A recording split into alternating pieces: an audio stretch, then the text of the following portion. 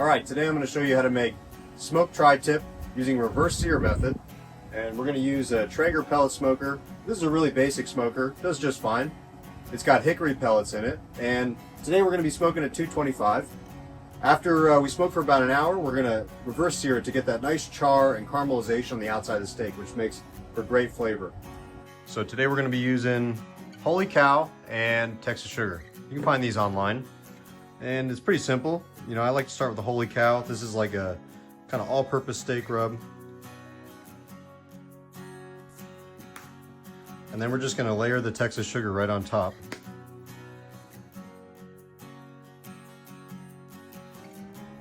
Now you're gonna want to probe your steak because we gotta monitor the temperature as it's smoking. So I like to put it on top so that we don't get any juices dripping out. Kind of stick it in through there, just about halfway in. Make sure it's about centered.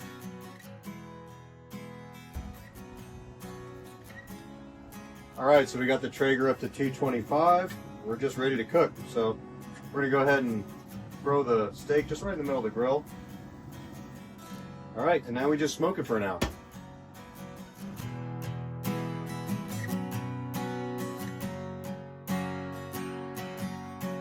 All right, so the tri-tip is almost up to temperature on the smoker. And that means that we're almost ready to sear. So I got my Weber up to high heat. We're gonna place the cast iron pan on the grill grates directly.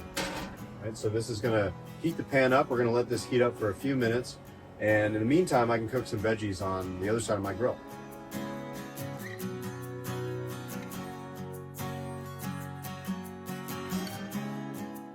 All right, now we have the secret ingredient for the sear, which is butter. So make sure you're just about to throw the steak on before you do this. You don't want the butter to get too burnt. Toss it right on there. All right, I got the steak right about at 125 internal temperature, so I'm gonna go ahead and pull these probes out because we don't want these on there for the sear.